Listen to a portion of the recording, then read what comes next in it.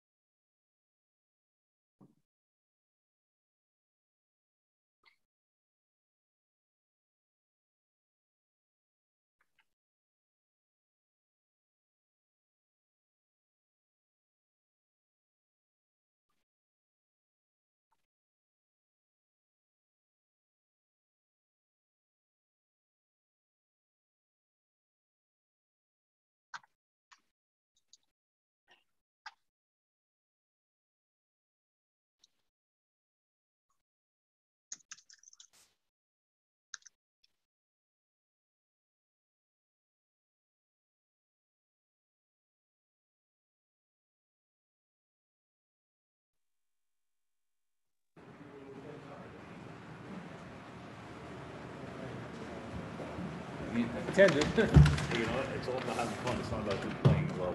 We're on.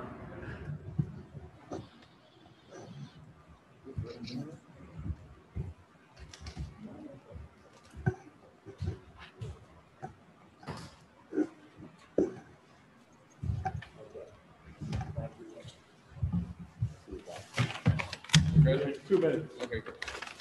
All right, I will call the Thursday, May 20th, Vernon Township Board of Education public meeting to order.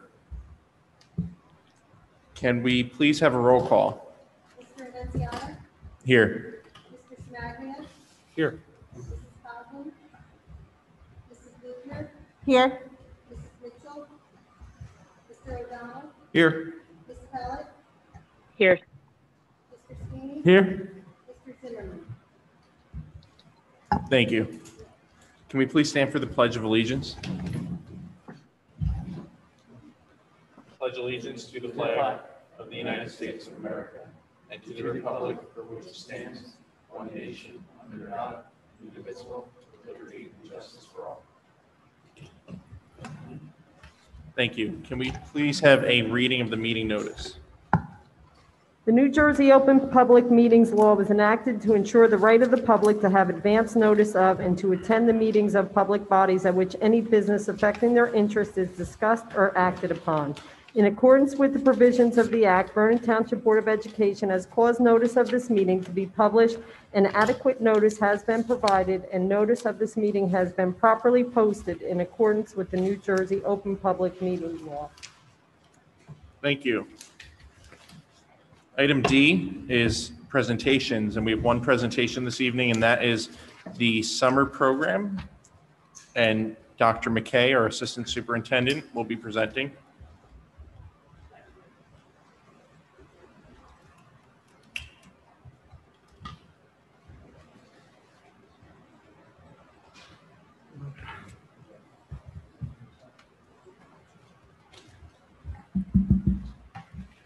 Good evening, folks. I'm going to talk tonight a little bit about what the programs that we're going to introduce this summer based on what the ESSER grant has allowed us to do. One of the things that I wanted to talk about first and foremost is that you're going to be voting on the different positions that we have created. And one of the things that was clear when we first got the grant from the board and from us was we wanted to make sure that all the money was being spent on programs for our students. We're trying to avoid having a lot of curriculum work this summer and instead directing it right at our students for accelerated learning. So what you're going to see tonight is what each school has put together in order to create the perfect program for that grade level. I don't know, Anthony, I'm working with this. No?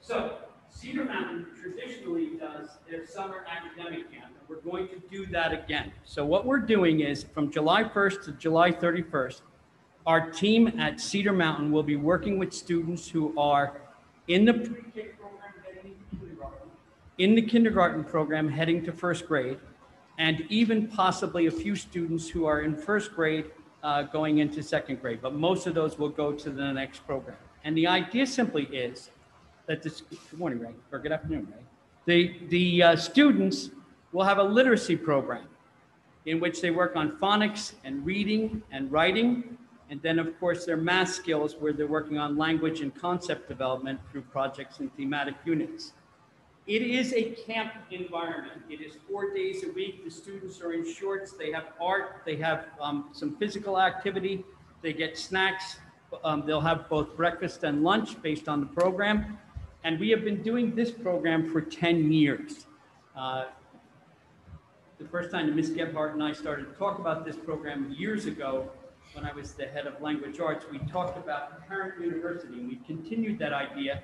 So as you can see on the bottom, the parent meetings will be held during camp times, in which we discuss ideas with the parents, talk about reading levels and where the students are. Students are identified by a test called the Dial 4. And you will see in your packets tonight that we are approving people to do the Dial 4 testing as well. Many veterans who have done it in the past. It is a project that takes about an hour with each student.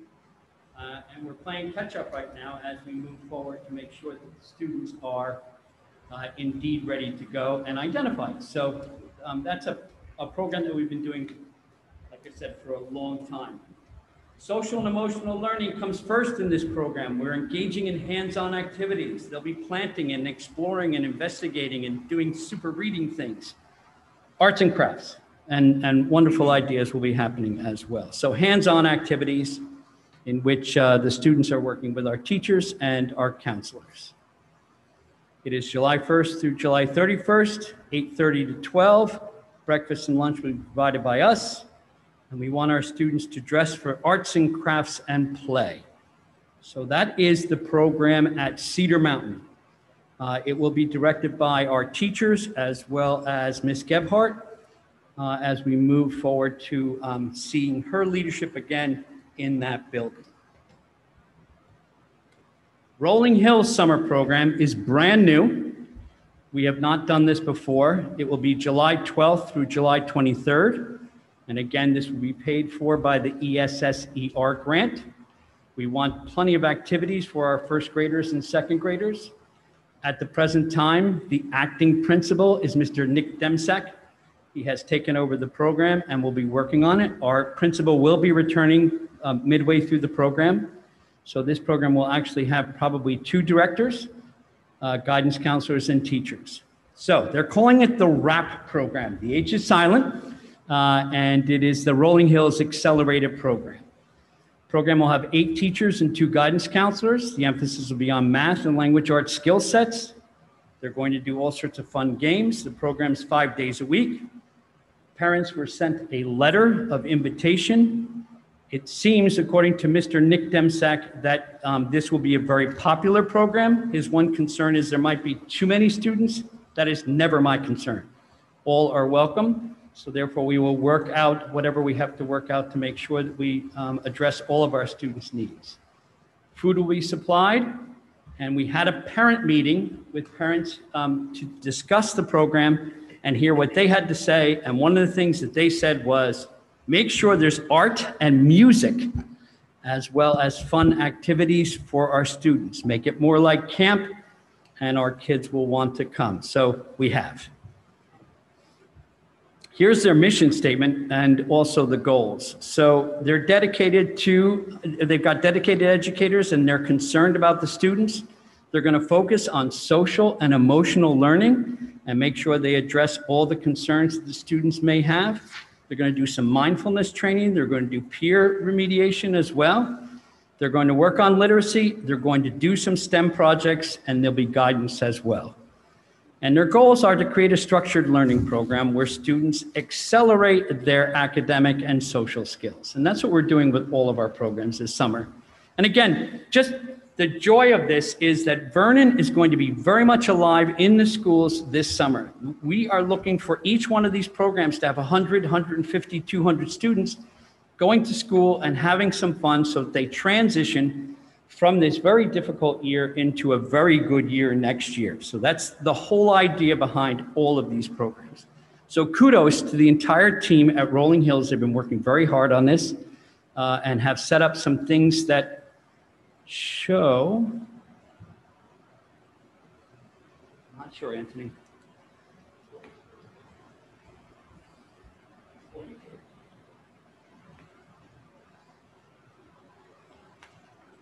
Are you having any luck with it? Oh, there you go. Good. And of course, this is the program brochure that they sent out to all the parents. And again, it has all of the information that parents need. The only thing parents need to do is drop their students off and pick them up. There'll be no transportation in the grant.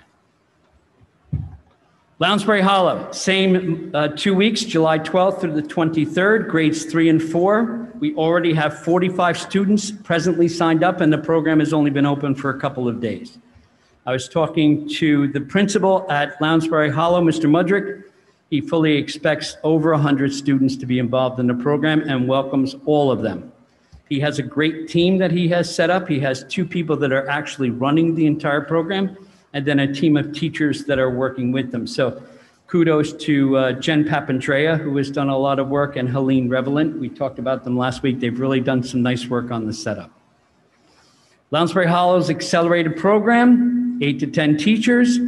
Their mission to equip current and incoming students with necessary skills. Now, here's the key piece here. These are the students who are coming into Lounsbury.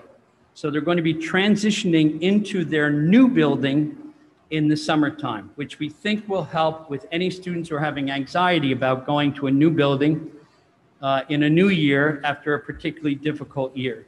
The program is 5 days a week. It's open to all students. LA, they're going to work on main idea, evidence, and text structures. As you can see, the literacy piece starts to really pick up here. They're also doing some vocabulary work and cause and effect. And then in math, place value, whole numbers, operation, function, measurement, and geometry. So things are starting to become quite academic at Lounsbury, but they also have the social and emotional piece, social awareness, self-management, relationship skills. Guidance counselor is definitely part of this program. As a matter of fact, there'll be 2 guidance counselors in the Lounsbury program. And of course, they've been working with the students all year long anyway. Parent meeting was held with the SCA group from Lounsberry Hollow last week. I met with them and we discussed food. So the one piece in the Lounsbury program that's still up in the air is whether we will have food or not. But the team is now discussing that further. I'm all for it, but sometimes it gets difficult when you're trying to put everything together. Here is what they're looking for with their social and emotional learning with the guidance counselors. So Ms. Moser and Ms. Pachuto will be doing this: self-awareness, social awareness, self-management, relationship skills, and responsible decision-making. Pretty heady stuff for our little guys, huh? They're also going to have therapy dogs. They're going to do some art therapy. They're looking to do nature walks behind the school and offering students active ways and small group discussion to gain concepts and teach skills. So you got a picture of the therapy dog there on the right. That dog was in our district yesterday. And of course, the artwork of our students as well. So we're hoping that Lounsbury's program really takes off. We hope that a lot of students are involved. We're ready for them, and we're very excited about that program. Glen Meadow's program.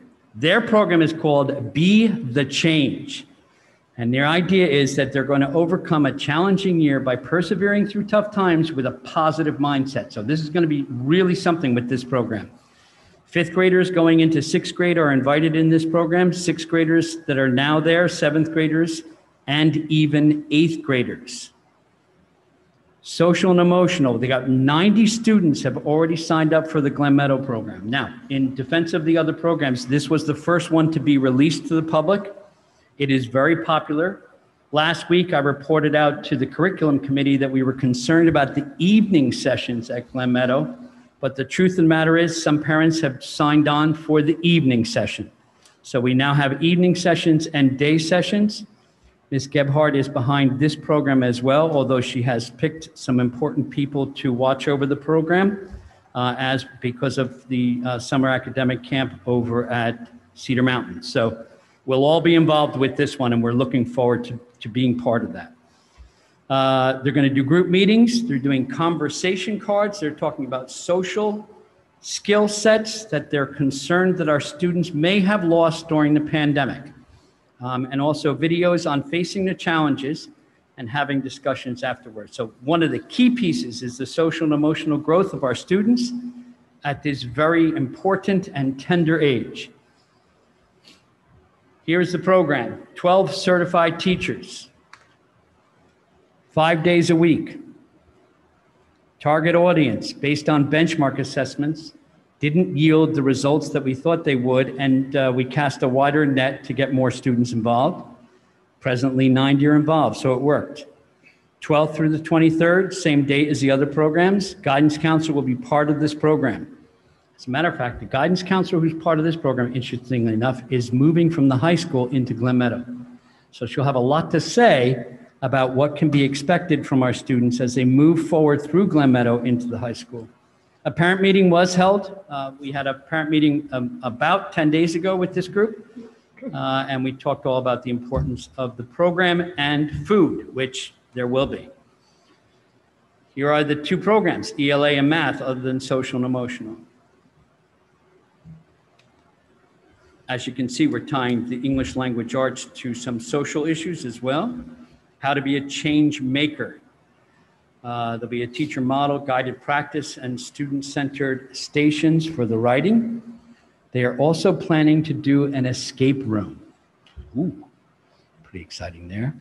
And they're going to do group discussions. And then math, real-world math activities, math games activities, and class activities, one-to-one support, and guided pacing for math.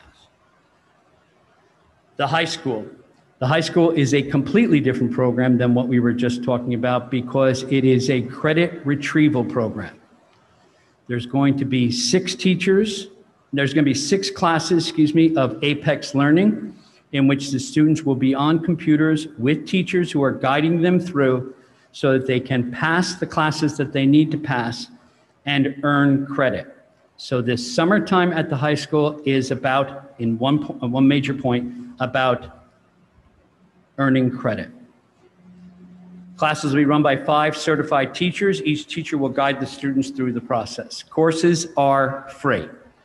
I know that Ms. Coughlin was pointing out that in the parent handbook, it says that there's a charge for that. Not this year. It's being paid for by the grant. Credit recovery will be offered to sophomores, juniors, and seniors because, believe it or not, the way a high school schedule works is you need 120 to 125 to 130 credits in order to graduate. And we've already identified people on the sophomore year and junior year that because of the way schedules break down and because of the classes they need to make up, that they already need credit recovery now.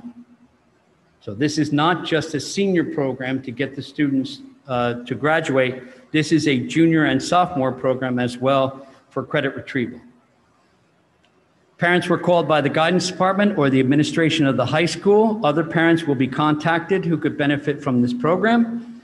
There will be incentives such as breakfast offered on certain days to get the students in, and the program will be overseen by the high school administration and the program staff, which is made up of a guidance counselor and also certified teachers in the areas of English and math and special ed. Offerings of counseling and therapy are in the works, and this is what I want to present to you now, because I'm going to pull a name or 2 off of the agenda of the high school program because we're still working out the therapy piece for this program. So I'll announce that when we're doing the approvals. Student center counseling at the high school will happen. It'll be separate from the credit retrieval program. A guidance counselor and a school psychologist will head this program, but additional clinicians will need to be hired. So what they're working on is group counseling, individual counseling, ecotherapy, art therapy, and pet therapy. And of course, these are some of the issues that our students and everyone else has: school phobia, anxiety, depression, anger management, confidence enhancement, substance abuse, and traumatic loss or grief counseling. So some of those things need to be handled by clinicians, and we'll be doing that, but we need to hire those folks. So this is what the grant is divided into 3 parts. The first part of the grant is $45,000 for mental health. The second part of the grant is $41,000 for accelerated learning. And the third part of the grant is $649,747 for the entire program for 18 months. So what we've done is this. We've taken the money, the $45,000 that was for mental health, and we divided it, and we were going to hire 2 clinicians, each at $20,000. So that's, and they were going to work, basically a clinician makes $100 an hour, and they were going to work for 405 hours. So that part still needs to be done. The rest of this is being the accelerated part, and the $649,000 is paying for the summer program. Now, your summer program did not cost $649,000. Summer program is approximately coming in around $160,000. We have also paid for all sorts of supplies and things that were needed for COVID, like our screens and everything else. That was allowed to come out of the grant. But there's also a huge sum of money left for the next 18 months because the grant continues on till September of 2022. And during that time, we are going to have mentor programs and other programs that we're putting in place. So we've allocated for the 2 clinicians. We're going to pull the name off of the agenda that I have there, and we're going to reach out to community services for assistance with this process. So that's the high school program. And these are the community agencies that we're looking into.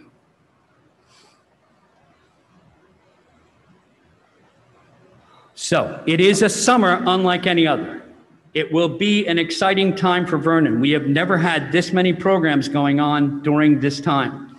We're going to have RPOs here. We're going to have nurses here. We have all sorts of things going on.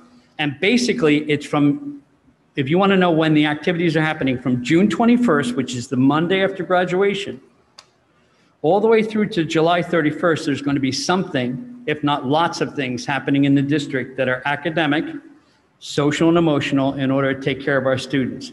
All of this is coming from a grant that was signed on the 27th of December by President Trump, and it's the money that we will receive on June 1st. The grant is in, we're all set on that. There is additional money coming.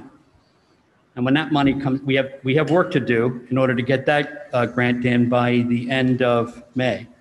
But once that's done, there'll be additional money as well, which I think maybe we start to earmark things like facilities as well. So that's where we are. And I just wanted to give you an overview before you voted on the folks this evening. Thank you. All right, thank you, Dr. McKay. So I want to give the members of the board an opportunity to ask any questions that they might have at this time. Yeah, I have a question. So I know we were given some numbers of students who were already signed up and some projections of numbers that are expected. It sounded as if, and I don't know if I just misunderstood, but it sounded as if Rolling Hills is expecting more children than can potentially be accommodated. And then those children would only get a week. Is that correct? That was the suggestion from the team when they were worried about too many students signing up, but we have not found that there's too many students signing up. If that comes to fruition, we may try to stretch the grant to make sure that that doesn't happen. Well, it doesn't seem like you'd need to stretch it because there's lots of money there. So I would Sorry, Jen. I'm sorry, Ms. Pellet. I didn't stretch it like we're stretching a family budget. No, it's more like we have allocated towards a certain amount and we would have to adjust that line. But other than that, yeah. No, you're absolutely okay. I was just concerned because, obviously I think the students really should get the full 2 weeks if we, yes. I mean, I would love to work toward that if that were, like to try to work toward that. Absolutely. Okay. You're right. And yeah. And and then my other question was, you said that you're expecting more than 100 for Lounsberry, and you have 90 already signed up for Glen Meadow. Is there an expectation for Glen Meadow, like an amount you think you'll get, or I mean, how long have people had to register? Not that long.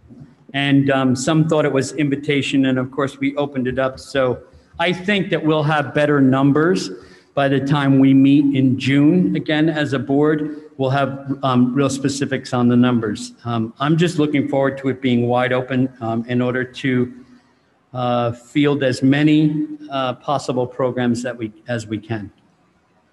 Okay, and it sounds like you're doing a lot of outreach to get parents to, because you also said Rolling Hills, you're not sure you're going to get enough. So we're doing as the most we can to make sure parents are aware of it and are yes, enticing them. Yes. Yeah. Okay.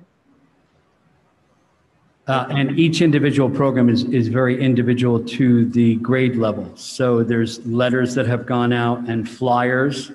There's also brochures that went out from Lounsberry Hollow. So each one is handled individually, thanks to the administration in each of the buildings and the team that they have assembled. Okay. And have you heard from any of the parents who aren't doing it, what the reasoning is? Oh, no, I haven't. No. I'm just curious. I mean, because there's some children that you're really trying to make sure, the people who failed or so forth, like, are we, sure. How are we finding out what we could be doing differently for those people if they're not able to access the program? Yeah. I think, Ms. Pellet, you're one step ahead of me again. Yeah. So yeah, I'm going to have to get there, but you're absolutely right. We need to find out why people would say no. Yeah. Ms. Pellet, I'm sorry. I know Mr. Zimmerman has a question. I just wanted to respond, Jen, to one of the things you said about the next steps. One thing that Dr. McKay mentioned was a mentor program and kind of the next steps, right? I mean, everything that our children have missed has to do with the connections between children and teachers in a very traditional sense. So this program, the summer programs that are heavily based on social emotional learning, obviously with the academic focus, should start to create those connections again, like we used to have in traditional school. But like Dr. McKay said, the grant rolls into next year, right? Yeah. So we'll have the opportunity to utilize and seek out some of those children, just like you mentioned. In other words, this is another assessment, right? It's another opportunity for us to say, you know, you didn't have a great year, right? Perhaps a child didn't do well academically, perhaps they didn't show good attendance, and they didn't come to the summer program. So now those children might be the ones that we really identify as the ones that are on the top of our list for the mentoring program. So they would get more individualized attention through the mentor program as we roll into September. So we can try to catch as many of those children and bring them back to school in a more traditional sense. So that's kind of a sneak peek of some of what we'll see, like in August as we approach September. I don't know that that addresses your question, but it gives you a little bit more information.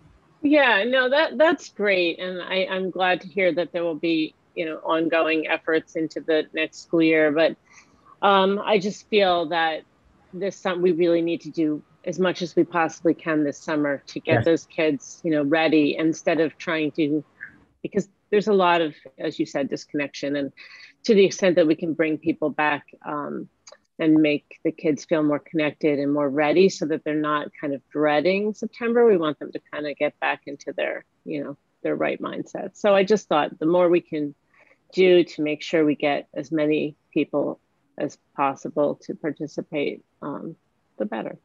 Yeah, very good, right?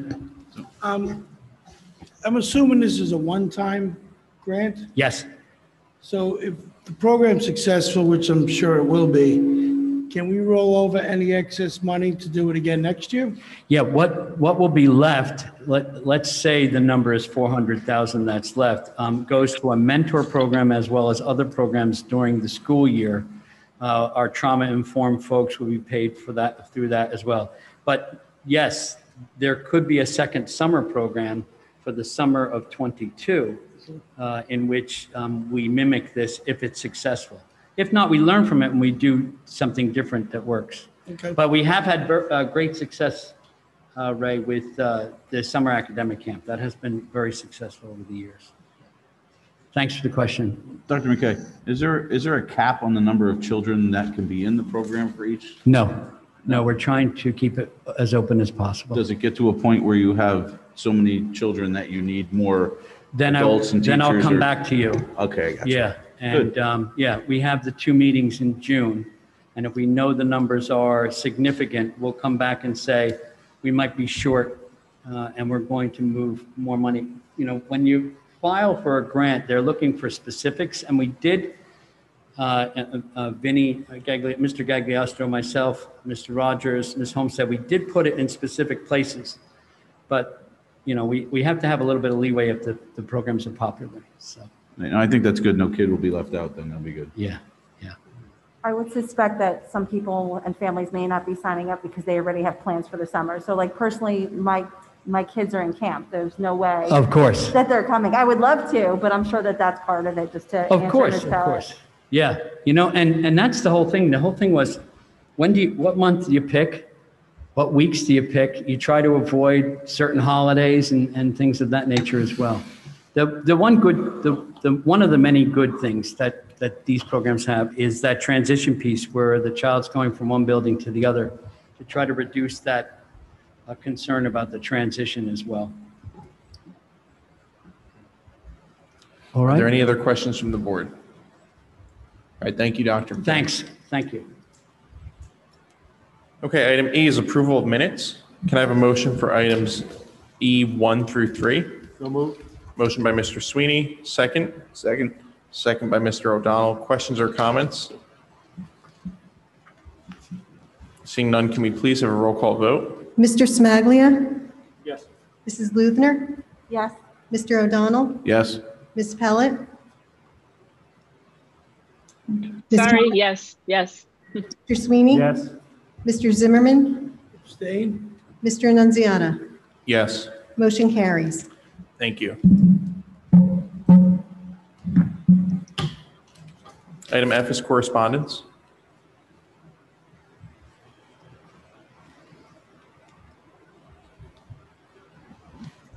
Please note the correspondence as listed, 1 through 3. Okay, thank you. Item G is the president's report. I'm going to keep my president's report this evening very brief. I know we're going to a very exciting time of the school year for a lot of our students. At the high school, we have prom and SATs and finals. At the lower grades, they're going to start thinking about year-end activities, and the next few weeks are going to fly by. So I hope that our students can have as normal as a end of the school year as possible, and that we can, finish out the year strong and, get ready for the summer programs and a much more normal year next year. Item H, committee reports. Finance Committee met May 10th. I didn't put together a formal report, but a number of items were discussed. The members in attendance were Justin Annunziata, Teresa Coughlin, Martin O'Donnell, Karen Davino, Teresa Lenski, and Chuck McKay. We talked about the history of health benefits and the costs over the number of years. We talked about temporary part-time custodian positions, the lift at Rolling Hills, Chromebooks, the orthophosphate water treatment at Cedar Mountain and Lounsberry. No, not Cedar Mountain, at Walnut Ridge. We discussed capital reserve and the field turf performance and payment bond that we decided not to go with, or we recommended not going with. And a couple of the items that we discussed were also pushed to buildings and grounds, as they were also appropriate for buildings and grounds. And it was about an hour and a half. It was a good meeting. Thank you, Mr. Sweeney. Any other committee reports this evening? Okay. Seeing none, we'll move on to item I, public participation, and this is limited to items on the agenda and any student comments. We'll first begin with members of the public who are here attending in person, and then we'll go over to anybody attending via Zoom, and then comments received via email.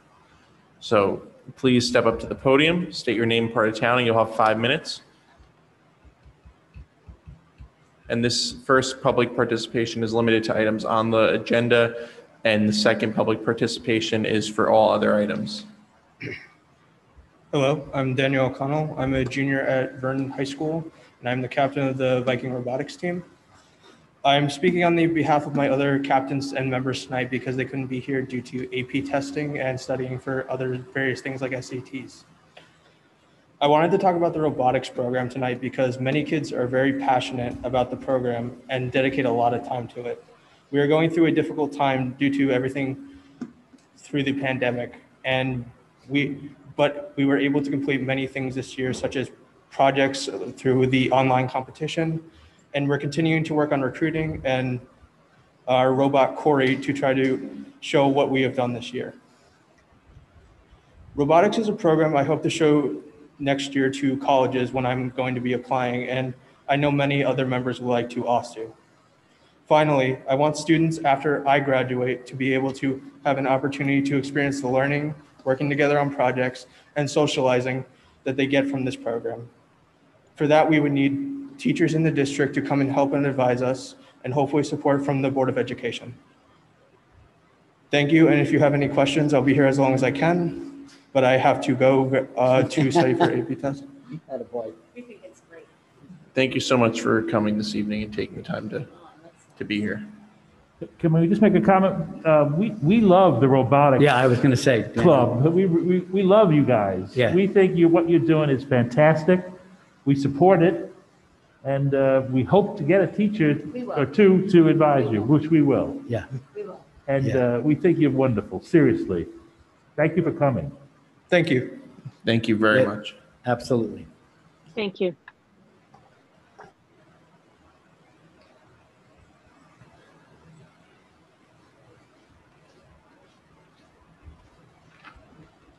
Good evening. This is my first Board of Ed, so I don't know if it's appropriate to speak now or later. I don't think this is on the agenda for healing-centered engagement. So items that are not on the agenda are for the second public participation section at the end. Okay. What is the topic that you're speaking about? The Healing-Centered Engagement Initiative, the April 27th podcast. Okay. That is not on the agenda this evening. However, it's warm in this room, and so this room is not air conditioned. So I understand that you may not want to be here for the rest of the meeting. So you can go ahead and Thank you very much. I appreciate that greatly. Yeah. Good evening. My name is Cynthia Mishak, and my children are currently enrolled in Vernon Township High School or school system in the 2nd and 5th grades.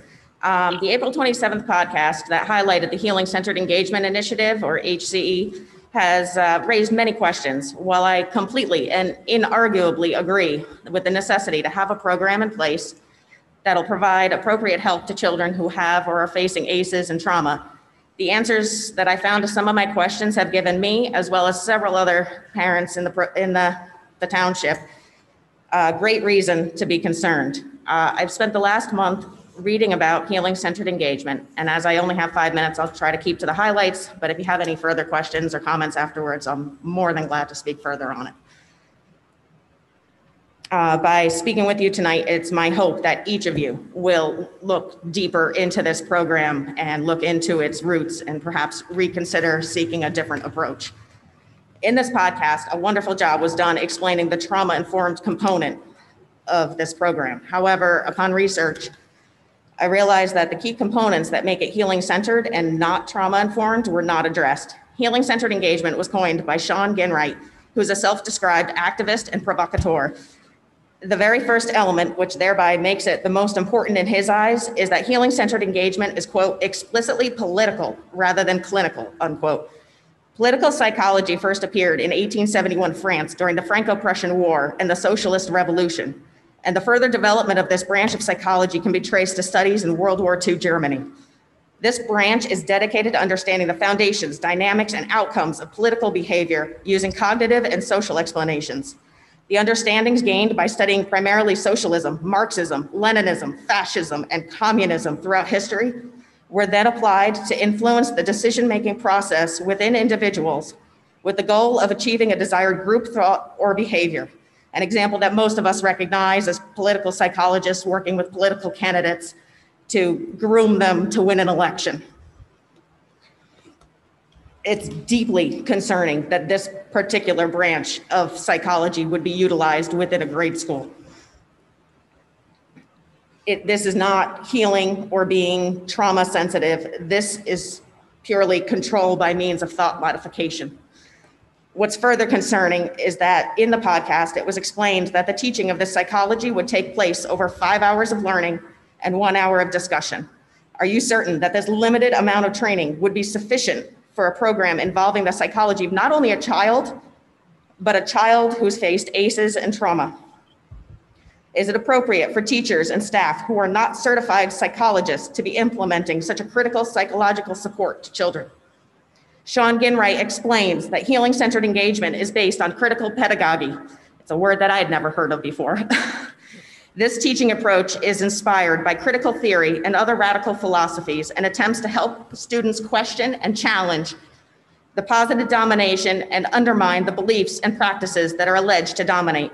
In its barest and simplest form, it's essentially a student learns how to be an activist, a student goes to become an activist, and then a student teaches others.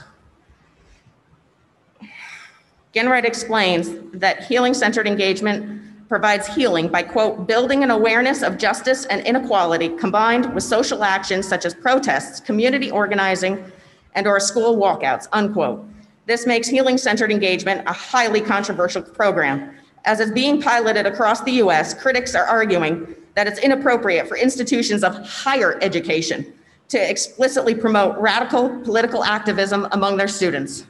If it is such a hot topic and so widely disputed within the higher learning community, I'm asking why we're even talking about a program such as this for our school system. I am keenly aware that there are individuals within our school system that are in need of help and cannot or will not be helped by their guardians. However, I implore each of you to seriously reconsider instituting this particular program or any other program stemming from similar roots. As Dr. McKay and many others have rightly pointed out, every individual is experiencing high levels of stress and anxiety or trauma while attempting to cope with our current circumstances as they relate to COVID. We're all aware that our country is more divided today than any of us could have ever imagined it could be. Now, more than ever, we need to be careful to strive to bring our communities closer together, to honestly listen to and hear each other's concerns and work together to find compromises. Thank you very much. That was 6 minutes. I have 30 seconds, please. Okay, thank you. This program is radical in its conception, in its roots, in its development, as well as its application. Now's not the time to embrace radical changes in our educational system, but rather be consistent for our children in order to provide a stable and safe environment for them. Teaching philosophies and psychologies are changing more rapidly than clothing trends, and I fear that our children's minds are being overwhelmed by how rapidly and frequently these changes are occurring. I know I'm overwhelmed. The past few weeks, I've watched my second grader develop pride for our country as he learned about the freedoms and symbols of our great democracy. Now I'm standing before you, asking you not to embrace a program that was developed by Marxist, Leninist, socialist, fascist, and communist ideology to enter our school. Nelson Mandela said, "History will judge us by the difference we make in the everyday lives of our children." So I ask you, how will history judge the Township of Vernon and the citizens of Vernon? Will it praise us for standing up for democracy, or will it condemn us for embracing a program that is clearly the opposite? And thank you very much for your time. Thank you for your comments. I didn't catch the date of that podcast. The podcast was the April 27th All right, podcast. thank you. Thank you. Let's wait till the end. After?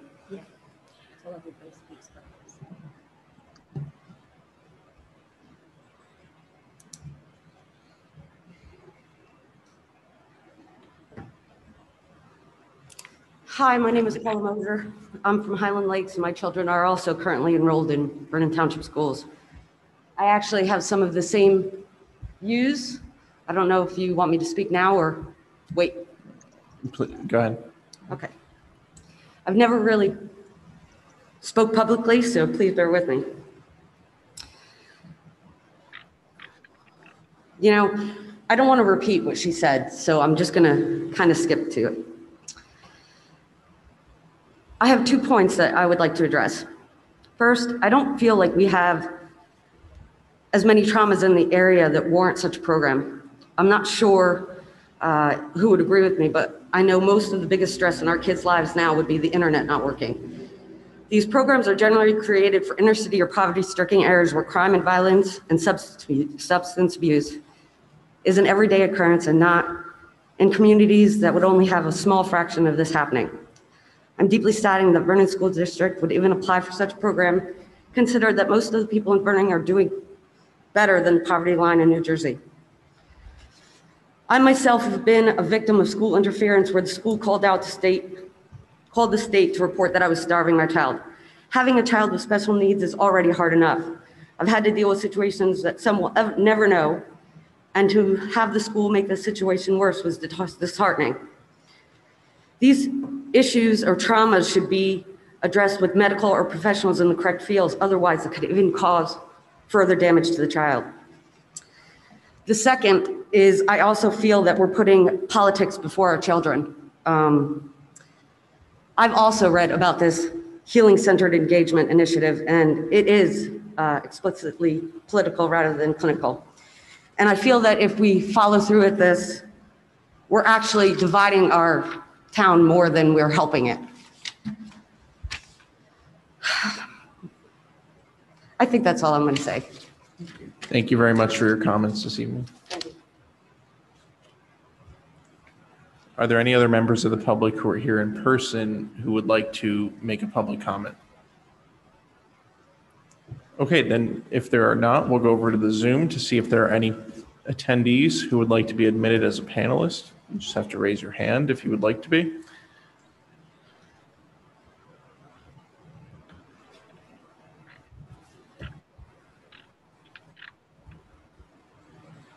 Okay, seeing none there, we will go to public comments that were received via email, which will be read into the record by the Business Administrator and Board Secretary, Ms. Linsky. Hi, I am Voshka Ukela from Highland Lakes and am currently a member and captain of the Vernon Robotics. I first want to talk about the impact that this club has had onto my life. Without robotics, I would not have had the capability to be exposed to the career of engineering and STEM. Before robotics, I did not have a great direction in life and did not know what I wanted to do for the future. However, as I was exposed to fundamental engineering skills, I instantly knew that my career path involved STEM. Due to COVID and other factors, this club's future is at risk, and I would like to find a solution to this problem. The primary reason is for kids like me in the future to have access to this impactful club and be the force that drives people to STEM. To whom it may concern, my name is Brendan O'Connell, and I am an alumni of Vernon Township High School, class of 2018, and currently live in the condos near Minerals Hotel in Vernon. I am writing because I have been made aware that the high school and the Board of Education are beginning the process of figuring out what will be done with the robotics team next year, given that the two current coaches will not be returning. I am an alumni of the team, having been a technical project lead for 2 years and a captain my senior year, and currently have 2 siblings that are members of the organization. I plan on coming tonight to speak about the importance of this organization, not just for the students, but for the district's overall goal of excellence in STEM education. I am writing here as when news got out that the team was uncertain on how they would continue without faculty advisors, I reached out to some other alumni who were just as concerned. We all want to convey to the board the importance of the organization and the impact it has had on all of our lives, both personally and professionally, so that those cannot speak tonight have written letters to the board. I have attached all of these letters to this email and hope you enlighten the board to the importance of finding a solution to keep this club going for current and future students, and I look forward to speaking to you all tonight. Regards, Brendan O'Connell. Jonah Kotkin. Robotics is where my love of creation and engineer was created. Student of 2016-17. I came onto the team knowing absolutely nothing. However, through other students, I was able to learn a lot. From the beginning, I had an idea for which specific discipline I wanted to learn. Programming and the creation of the robot was not for me, so I fell to the electrical aspect. One of the most approachable and friendly people was the electronics captain at the time. He was both a really good teacher and well-versed, as well as generally good person who I could just talk to. He made me want to go to every meeting and showed me that hard work paid off with results. I went from not even knowing what a black wire meant to being able to completely wire a robot to perform its desired tasks. My second year on the team, I became an electronics captain. Throughout the competition phase, I was heavily involved in teaching new students in the club how to wire a robot. And as a team, we efficiently created a system that was efficient at cooling the brain of the robot. The year before, the brain of the robot fried, and we knew that we needed to think of a more efficient way to cool it so it would not happen again. After the building phase, we began to work on this new project that was space and time efficient. One of the head instructors approached me and gave me his idea and wanted me to recreate it. On the robot are motor controllers that take up a lot of space, and we are unorganized with all of the wires. The instructor gave me his idea and wanted me to make a product that would be able to be used to save space and allow for easy transition of replacement of the controllers. He allowed me and another student to work through the problem completely on our own. Even through our struggles and problems, he guided us, but still made us try and figure it out on our own. We eventually came to our result that consisted of a circuit board that completed our original problem. After finally finishing the product, an overwhelming sense of competition came over me. Personally, I believe that this was very beneficial in that it showed me what engineering would be in my future. Instead of recreating everything from the year before in different ways, I had to solve a new problem with a unique solution. It required critical thinking and trial and error in order to create this piece. Truly, this project sparked my creative mind in engineering and showed me that it is crucial to be able to solve problems. Although I was only on a team for 2 years due to moving, I learned a drastic amount of information. I was able to teach the incoming students who were going to take over the electronics portion. And I was able to carry my skills to my new high school to lead their robotics team. They were a new team with no knowledge, and with my electrical knowledge, we were able to create a robot that did well in competitions. I was able to jumpstart the team and get them on the right path for the future to continue to compete. Robotics helped me to excel in academics and begin to work towards a future goal of attaining a service academy. With a heavy background in electronics and engineering, I wanted to excel at a top engineering school in the country, as well as continue to strengthen my leadership and teaching abilities. Now I am attending the United States Military Academy at West Point, where I am studying chemical engineering. Robotics was a crucial part of my high school education in determining what I want to do in the future. It also introduced lifelong friends, and I became a better teacher through it. Without robotics, I never would have found my passion for engineering and met people who pushed me to be better.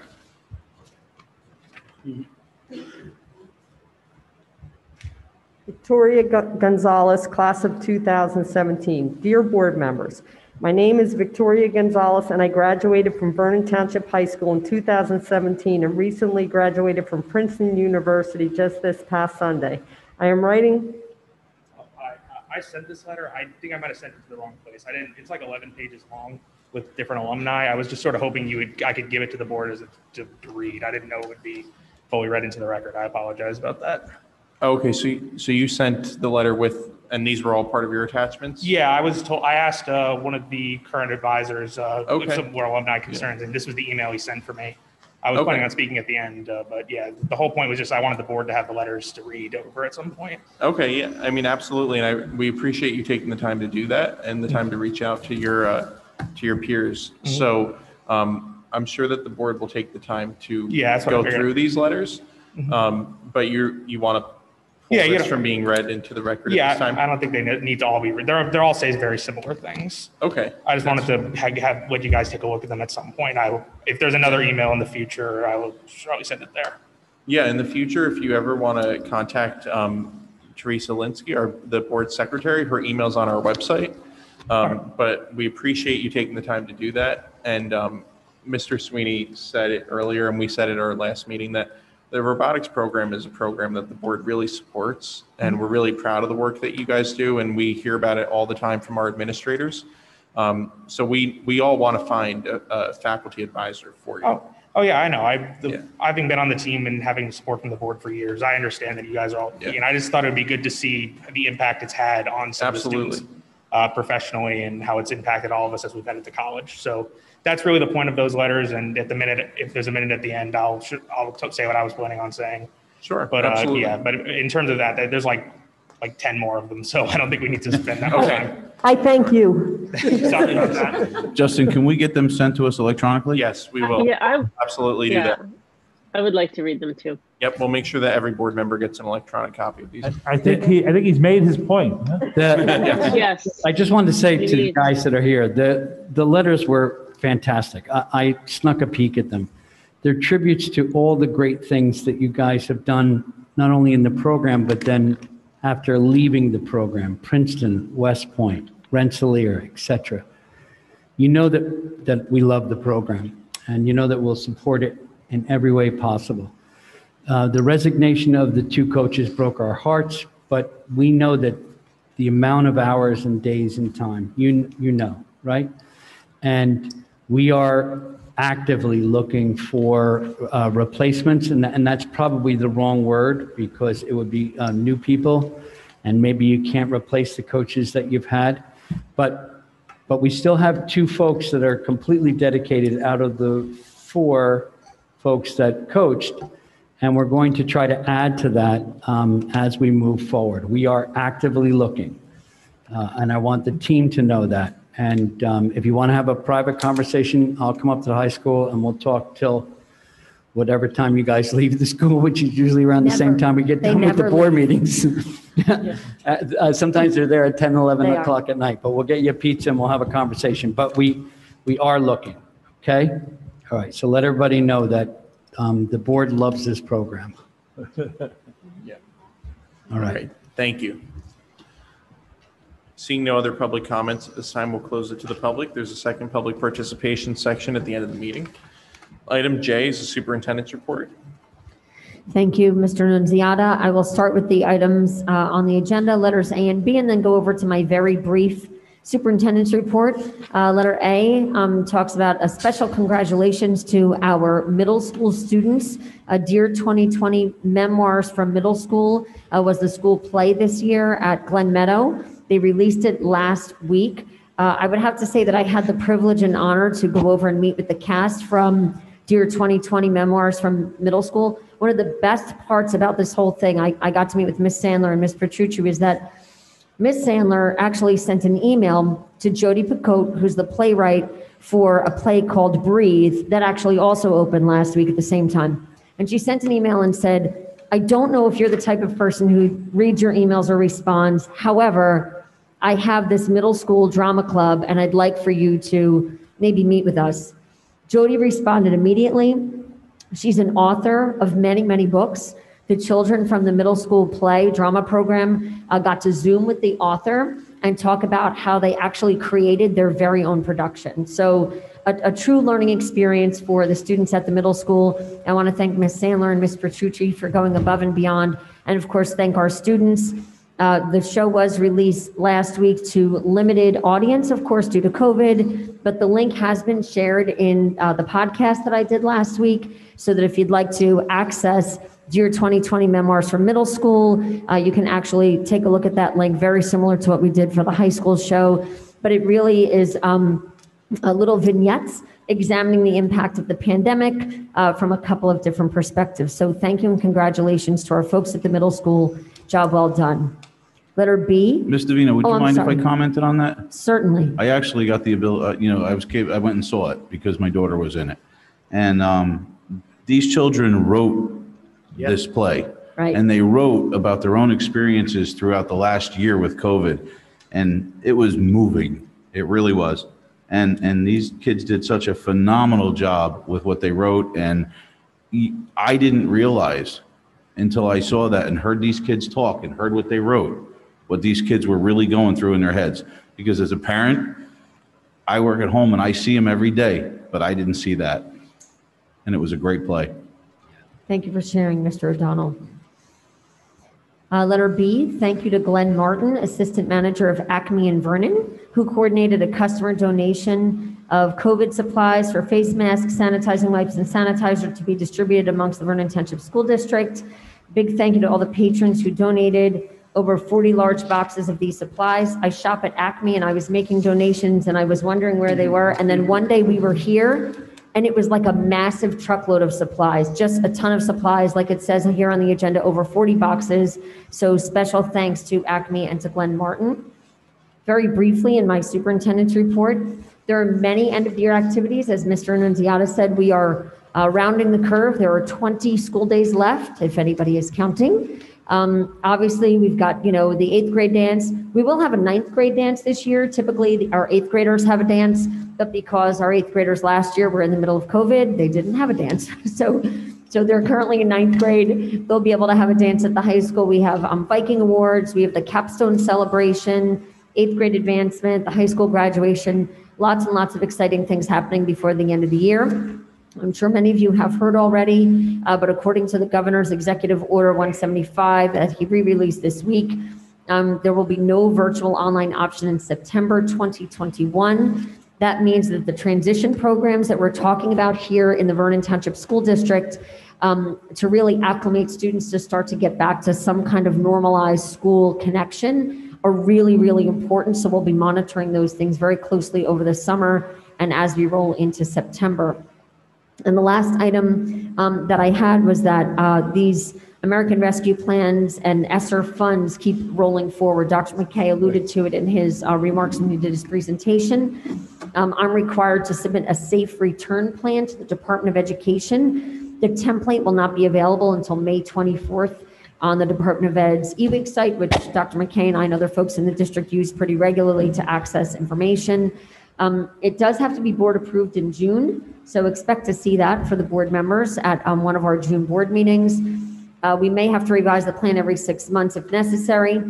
I thought it was interesting. They said there'll be no loss of funding if actions are not aligned to the plan. So it sounds like the ESSER 3 funds are slightly flexible in that as long as we hit key components or key areas of the safe return plan, they understand that we may or may not be able to do everything as written in the plan, as long as we keep those updated.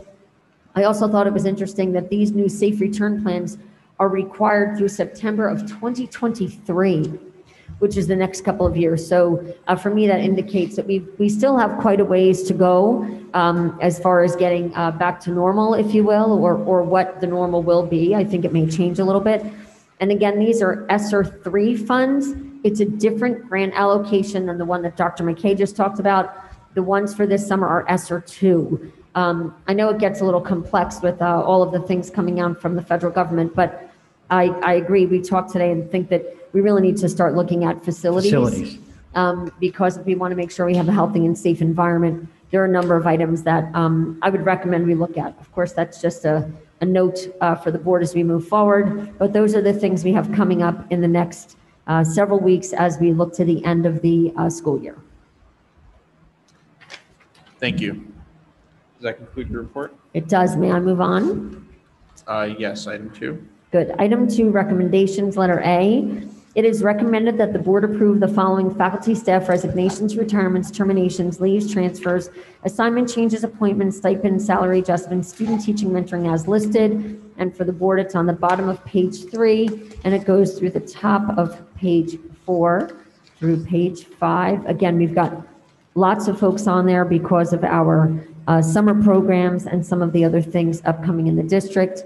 I believe it concludes at the top of page 10. Well, 2A just covers Oh, I'm 3 sorry. and the top of page 4. Yes, you're correct. Each is a Mr. separate Lindsay. recommendation. Correct. Thank you. Sorry about that. So can I have a motion for recommendation 2A?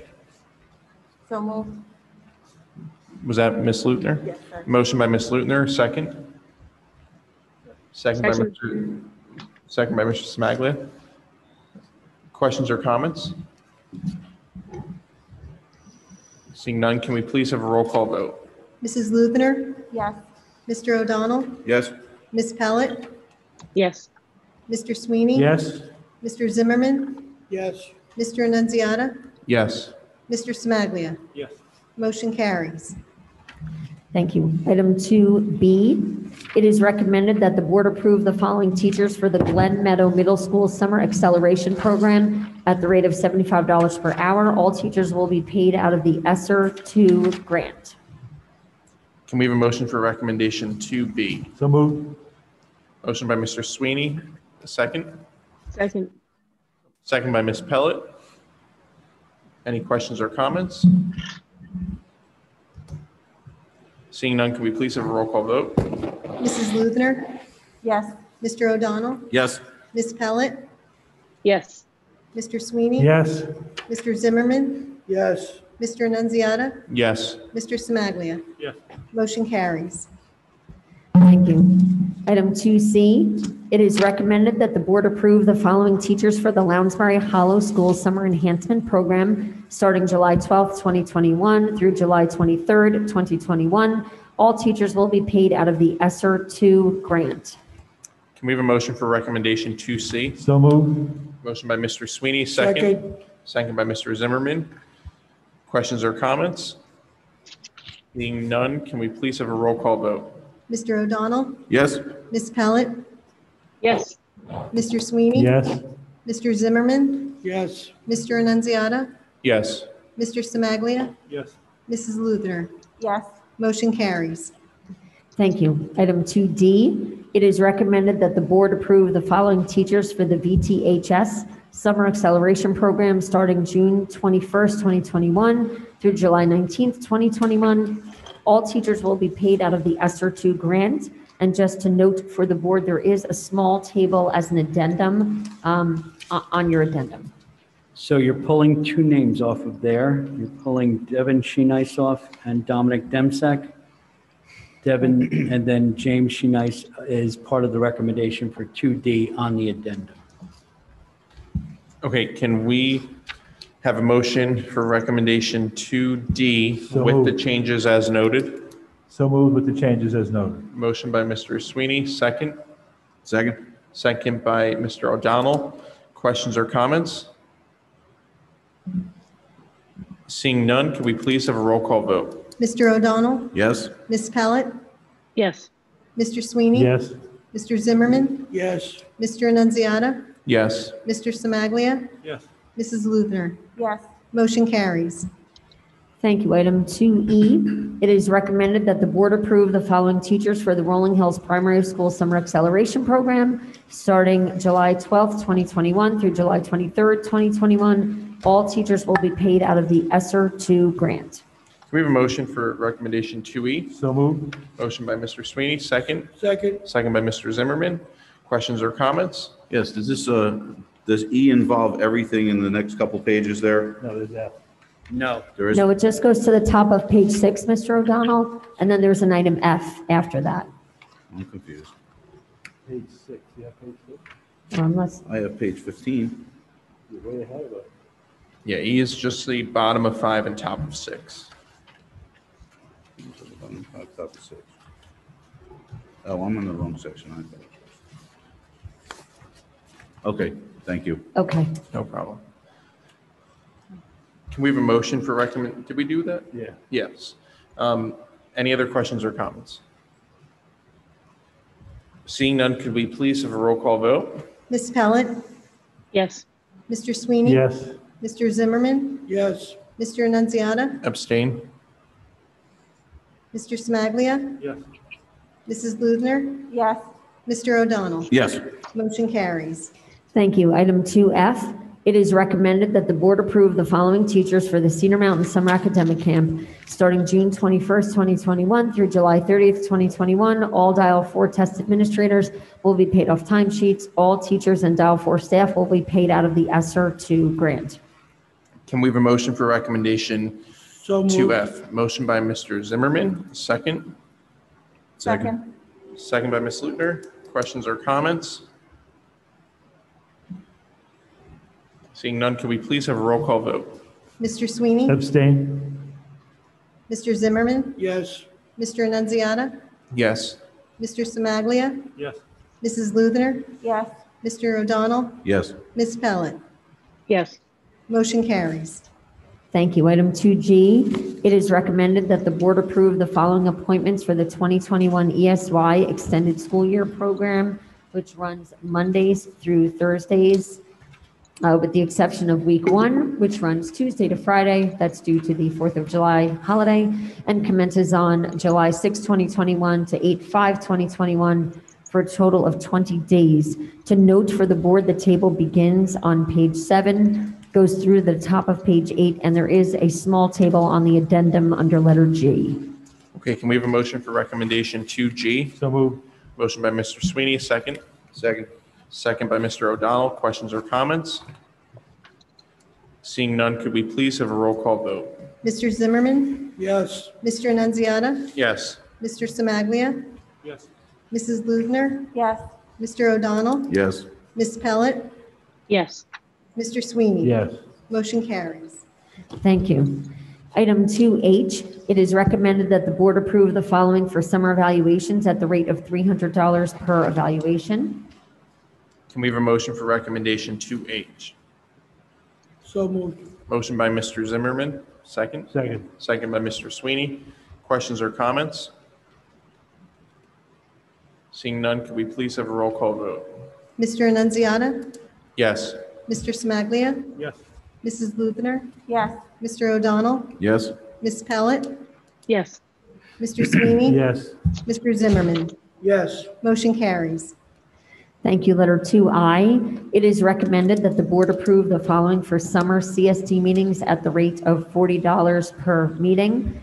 This table is on page 9 and the top of page 10. There's also a short table on your addendum. Can we have a motion for recommendation 2I? So moved. Motion by Ms. Lutner, second. Second. Second by, was that Mr. Sweeney?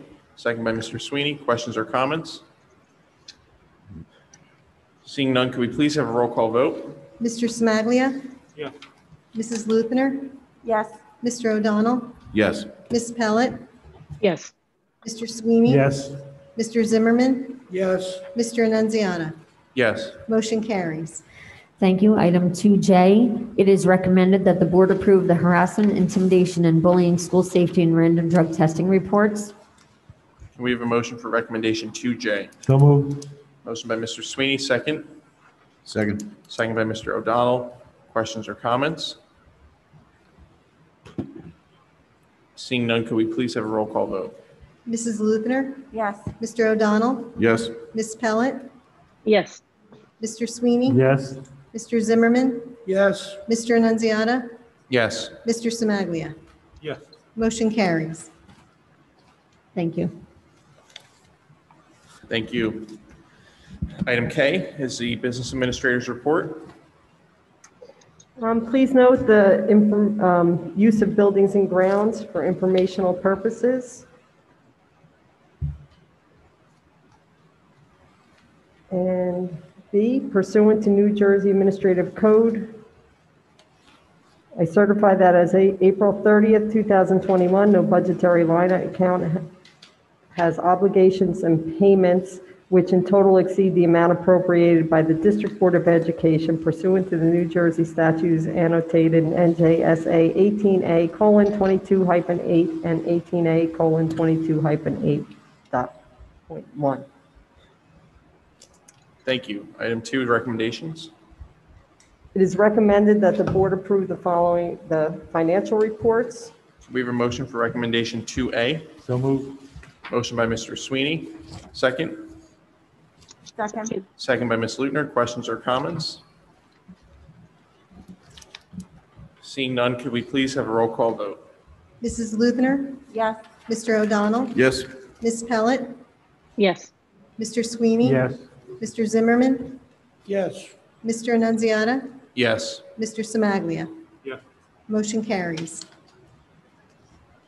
Letter B, it's recommended that the board accept the report of the secretary and the treasurer report of school monies for the month of April. Can we have a motion for recommendation 2B? So moved. Motion by Mr. O'Donnell. Second. Second. Second by Ms. Lutner. Questions or comments? Seeing none, could we please have a roll call vote? Mr. O'Donnell? Yes. Ms. Pellet? Yes. Mr. Sweeney? Yes. Mr. Zimmerman? Yes. Mr. Annunziata? Yes. Mr. Smaglia? Abstain. Mrs. Luther? Yes. Motion carries. Letter C, the sent for 21-22, whereas the Special Services Department has determined that individual students require special education placement based on their individual needs, and whereas the Special Services Department has determined that the services are needed and will continue until June 30, 2022, and whereas the Special Services Department has determined that the school service listed below is the most appropriate placement, therefore, be it resolved that the Vernon Township Board of Education approve the contracts as listed below. Can we have a motion for recommendation 2C? So moved. Motion by Mr. Sweeney. Second. Second. Second by Mr. O'Donnell. Questions or comments? Seeing none, could we please have a roll call vote? Mr. O'Donnell? Yes. Ms. Pellet? Yes. Mr. Sweeney? Yes. Mr. Zimmerman? Yes. Mr. Annunziata? Yes. Mr. Smaglia? Yes. Mrs. Luther? Yes. Motion carries. Thank you. Letter D, it is recommended that the board approve the following list of medical doctors, psychiatrists, neurologists, educational specialists, and other individuals and agencies who will be utilized as needed to assist the CST team when necessary and appropriate for the 2021-2022 school year. Can we have a motion for recommendation 2D? So moved. Motion by Mr. O'Donnell, second. Second. Second by Mr. Sweeney. Questions or comments? Seeing none, could we please have a roll call vote? Ms. Pellet? Yes. Mr. Sweeney? Yes. Mr. Zimmerman? Yes. Mr. Annunziata? Yes. Mr. Semaglia? Yes. Mrs. Luther? Yes. Mr. O'Donnell? Yes. Motion carries. Justin, Sure. I might have to, my wife works at Newton. Okay, so you can ask to Abstain? have that changed to abstain? Yeah. On D, Yes. On D, yeah. Thank you. Okay. Letter E, it is recommended that the board approve the resolution for reappointments and related items for the 21-22 school year, which begins 7/1/2021. Can we have a motion for recommendation 2E? So moved. Motion by Ms. Luther, second. Second. Second by Mr. Sweeney. Questions or comments?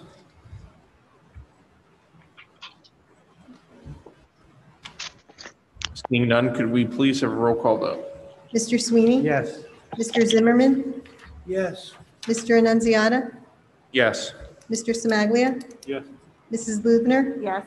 Mr. O'Donnell? No. Mrs. Pellet? Yes.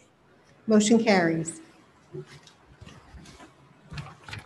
Letter F, it is recommended that the board approve the following policy regulation for first reading. Can we have a motion for recommendation 2F? So moved. Motion by Mr. O'Donnell. Second. Second. Second by Mr. Sweeney. Questions or comments? These policies were in the packet for first reading. Did we modify the verbiage after the discussion from last week? It looks like on the policy portion, we took some wording out. Okay. Yeah, if I'm not mistaken. Yes. Did you want me to respond? I'm sorry. I'm just trying to find my policy, but there's a portion there that talks about, I think we removed just one or two sentences toward the end of the policy.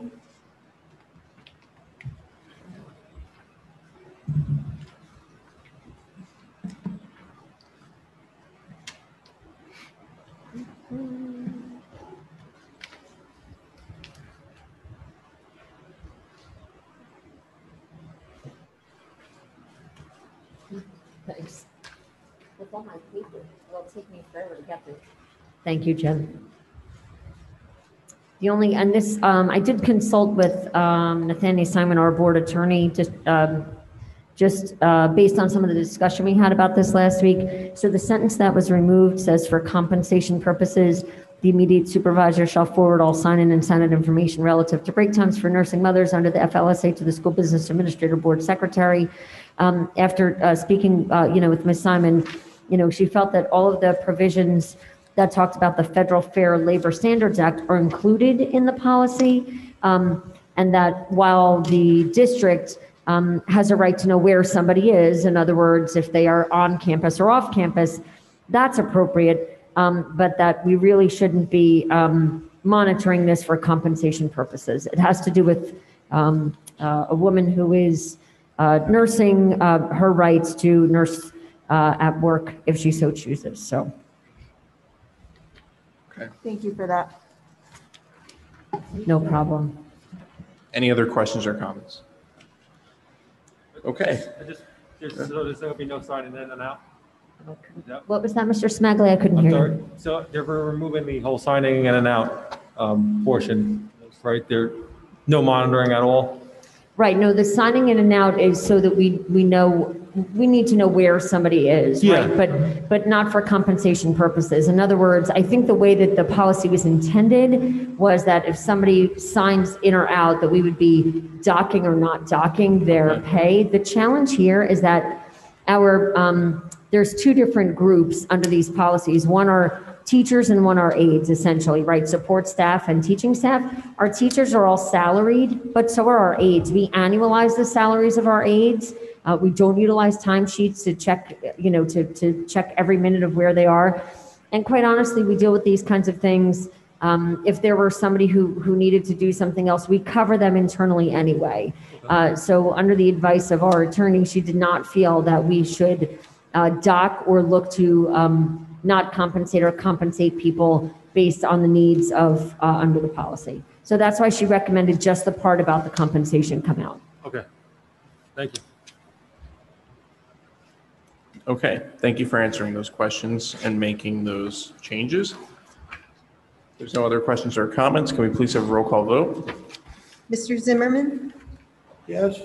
Mr. Annunziata? Yes. Mr. Semaglia? Yes. Mrs. Lubner? Yes. Mr. O'Donnell? Yes. Ms. Pellet? Yes. Mr. Sweeney? Yes. Motion carries. Letter G, it is recommended that the board approve the employment contract for Charles McKay, Assistant Superintendent for Curriculum and Instruction for the 21-22 school year at an increase of 3.5%. Can we have a motion for recommendation 2G? So moved. Motion by Mr. Sweeney. Second by Mr. Zimmerman. Questions or comments? Seeing none, can we please have a roll call vote? Mr. Annunziata? Abstain? Mr. Semaglia? Yes. Mrs. Lubner? Yes. Mr. O'Donnell? Yes. Ms. Pellet? Yes. Mr. Sweeney? Abstain. Mr. Zimmerman? Yes. Motion carries. Thank you. Thank you. Can we have a motion? Oh, I'm sorry. Item H? Letter H, it is recommended that the board approve the employment contract for Teresa E. Linsky, School Business Administrator, Board Secretary for the 21-22 school year at an increase of 0%. Can we have a motion for recommendation 2H? So moved. Motion by Mr. Sweeney, second. Second. Second by Ms. Lutner. Questions or comments?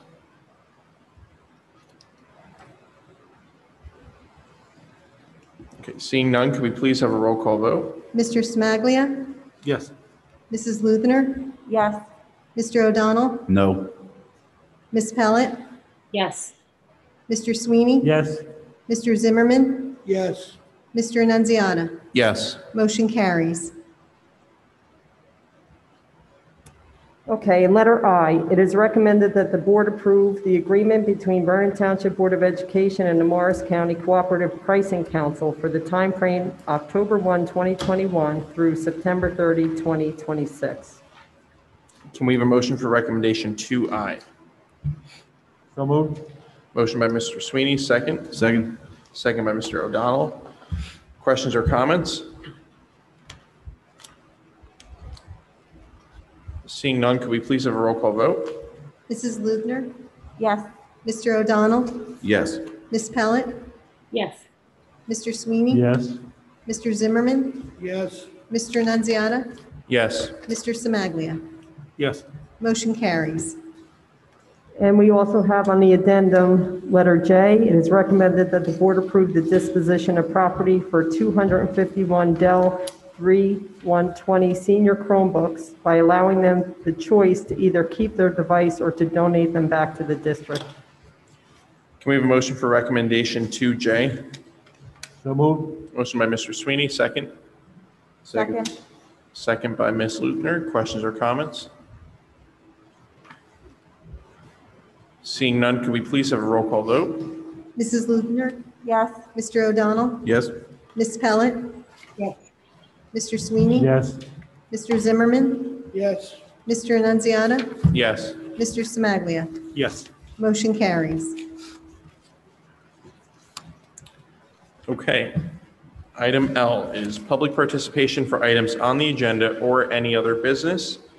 If you'd like to make a comment, please come up to the podium, state your name, part of town. You have 5 minutes. We'll begin with those who are attending in person, then go to the Zoom after that. Hi, my name is Vicki Smith. I am a high school English teacher in Vernon Township. I live in Vernon Township, proud parent of 2 Vernon graduates, and I am the VTEA president. I was a little taken back at the parents that spoke earlier, and I want to reassure them that the program that we're taking part in at the high school is a pilot program.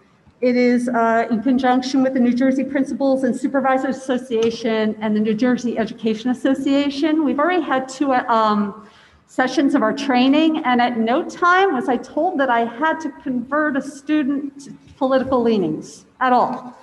So I'm just going to read what the program is about very quickly. ACEs, which is adverse childhood experiences or traumatic events which affect children's brain architecture and can have negative lifelong effects on the health and well-being.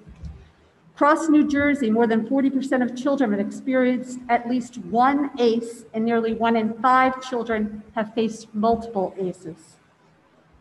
Students experiencing multiple ACEs are at higher risk of poor school attendance, behavioral issues, failure to meet grade level standards in mathematics, reading, or writing. The visions for healing-centered engagement in New Jersey schools are: educators use strengths-based approaches to respond to stressors and support healing from trauma. Improved coordination with existing social emotional supports and community resources and programs. That's what we're dealing with. We know that our students, and I have to disagree with one parent who says we don't have these problems in Vernon. We have problems in Vernon. We have problems with drug addiction. We have problems with anger management. We have problems with students that are emotionally damaged, for lack of a better term, by things that happen when they're very young. And it affects them as they go older into adulthood. So this program, so far that we have gleaned from, we still have one more session to go, is to help us as educators, because we are with these students every day, to help recognize that perhaps something that happened early on, 2, 3, 4, 5, 10 years prior to them coming to the high school, has affected them, and how we can make sure that they get the help. We are not offering psychological help as educators. We're offering avenues for these students to get the assistance they need to deal with their ACEs. That's all this program is. At no point were we told, if we were given science-based information, but at no point were we told that we were going to deal with anything political. Okay. And especially communism, Marxism, Leninism. I, as the daughter of a World War II vet, I take offense to that. As the aunt of a 3-tour Afghanistan soldier, I take offense to that. I would not support anything like that. And I am sure that our administration would never support anything like that. So I just want to make it clear that, and I applaud these parents for being so proactive, but their information is incorrect. They heard one word and ran with it. That is not what this program is.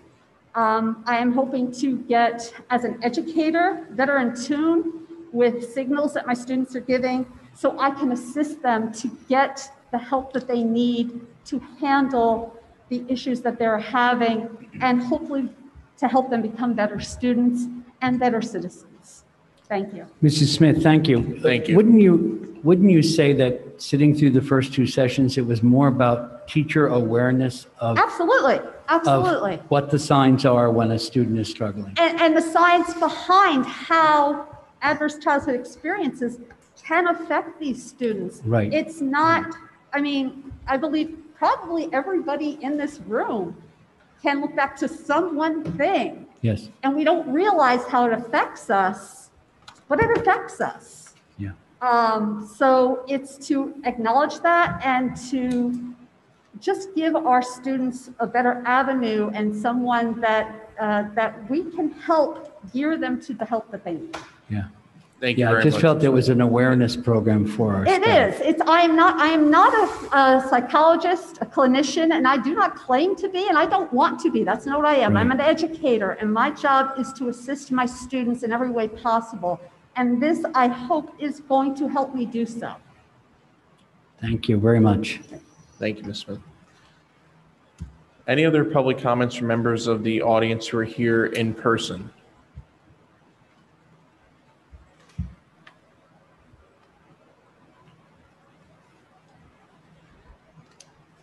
My name's Dan Tisi. I have two daughters, one in Cedar Mountain, one in Lounsberry. How are you? I'm good. How are you? Good, good. It's nice to meet I've you. spoken to Dr. McKay and Mr. Vino has answered my emails numerous times, both of you. I appreciate, your responses on everything. Both issues still an issue. Okay. It's still a problem. I think it's absurd that our children have 10 minutes to eat lunch and they're still going through it. I still have my daughter timing it every day. Okay. It's 10 to 11 minutes every day to eat a lunch and then rush outside. I think it's insane. Mm-hmm. I know in the current climate, it may be warranted. I don't agree with it. I don't think the teachers. Right. If you ever gave a teacher 10 minutes to eat their lunch and say, get back to work, I put it in my email and I know they'd lose it. Sure. I think we all agree with that. And I'm not saying that they should have 10 minutes. I think 10 minutes for a kid to eat lunch and have to rush out to recess or whatever. And then when they're outside, the whole mask thing, listen, I understand the executive orders and all that. But I think as a school board, as an administration, teacher, staff, everybody needs to kind of get on the same page. I talk to a lot of parents. My wife talks to a lot of parents from different schools. Every school is on a different page. I have one daughter in one school where they don't care about the masks. They're at lunch, they don't care. They're in school, they pull them down, they don't care. They're outside doing walk, run, gym, they don't care. Another daughter in another school, she's getting screamed at for not having her mask outside. I've been thrown off the pickup line for not wearing my mask. Right. I've been told to stand across. And then to watch teachers pull theirs down while they're letting students out. I'm not trying to rat anybody out. I'm not trying to be that parent. I think there needs to be a level of control within all the schools. I think it's insane where we're at right now. Like I said, I'm not, where everybody's at, with vaccines, mandates, whatever. I just don't think our kids should be sitting in 80, 90 degree weather outside doing walk, run, recess, and wearing masks. Some kids have asthma, some kids have, whatever the case. I don't agree with it. Back to my lunch issue, that's a whole other. Yeah, I want to address that because I did have a conversation with the principal of the school that you're talking about. And I was promised that they went up there and made sure that the lunch was longer. So I will address that again. Yeah, it's still going on as we speak. The other issue is, I don't know who addresses what they eat for lunch. I don't know what this healthy lunch program is. Mm-hmm. I've seen some of the stuff my kids are eating for lunch, and I don't see anything healthy. Okay. Kraft mac and cheese is not healthy. Mm-hmm. 5 pieces of cubed cheese and a couple carrot sticks for lunch is not healthy. Maybe it's healthy in terms of calories. I don't know, but in terms of what they're eating and the amount they're eating, that's, maybe for the 10 minutes they're getting to eat, that's enough. But right. In terms of something else, I mean, there needs to be a better, I don't know how to explain it, but, they're eating 5 cubes of cheese and a couple carrot sticks for lunch. I mean, that's what they're considering a healthy lunch. I think it's absurd. So that's all I got to say. Again, I appreciate you guys answering all my emails, and we'll try I'm sorry to if I address it. bombard you with them. No, that's okay. And as for your comment about teachers, there are teachers that don't get to eat during the day because they're rushing around. So trust me. Thank you for coming and thank you for taking the time to bring those concerns forward. I'm sure that Mr. Vino and Dr. McKay will continue to look into them. And it sounds like they already have your contact information. Yes. So I'm sure that they'll be following up with you again next week. Thank you. Any other members of the public who are here in person that would like to comment?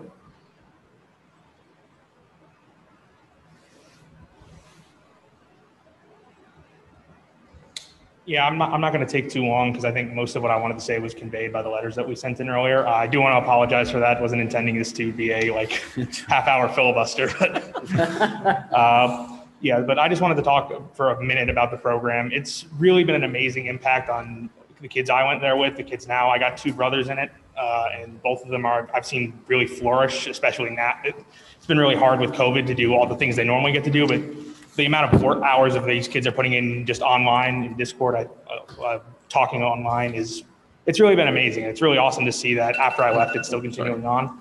I think we might have jumped to a wrong conclusion, a lot of us in our letters, when we heard what was happening. We assumed when we heard that the 2 teachers were leaving, the sky was falling. Well, yeah, but the sky is falling in the sense that Mr. McCotter and Mr. Kitis are totally dedicated teachers who have spent years with you guys, not just hours or days, but years with you. So in a tribute to the 2 men, when they stepped away, it's sort of natural in the sense of the amount of time that they spent. So the tribute is to them and to the team. We just need to try to find other people to take their place, and that is not easy. Yeah, it's going to be difficult. Another one person I would like to call out is Mr. Perringer, who I know has probably spoken to this board a number of times. Everybody knows Mr. Perringer. Yes, he's really been kind of the rock since COVID started, just keeping things together with the kids. So I really do want to thank him for that. Absolutely. The amount of times I've walked into my brother's room and heard his voice over a Zoom call was. I'm not surprised. So I would like to thank. So yeah, that FIRST is a great program. It's really, the more you put into it as a district, the more you'll get out of it. They have some schools, they start in 4th grade with the Lego League, and they go. Yes. And then they have, in the middle school, they have FTC, which is something I don't think our school district has ever tried. And then in the high school, they have it. The more involvement you put into these programs, the better the outcomes you'll see. And with the level of involvement we have right now, it's already producing some really outstanding individuals who've been through it. That's really all I want to say. If anyone has any questions, I left my contact information in that initial email, so I'd be happy to talk more about it and some things. And I almost forgot scholarships. That was one thing I think. Right. It's one of the largest scholarship programs that these kids will have access to for STEM education. I personally, myself, am receiving a $6,000 a year scholarship to Stevens right now through the program. So it's really something that I think should be pushed higher throughout the district. So great. Thank you. Thank you again, and congrats on that scholarship. Are there any other members of the public here in person who'd like to comment? Seeing none, we'll go over to the Zoom to see if any attendees would like to be admitted as a panelist. You just have to click on the raised hand icon.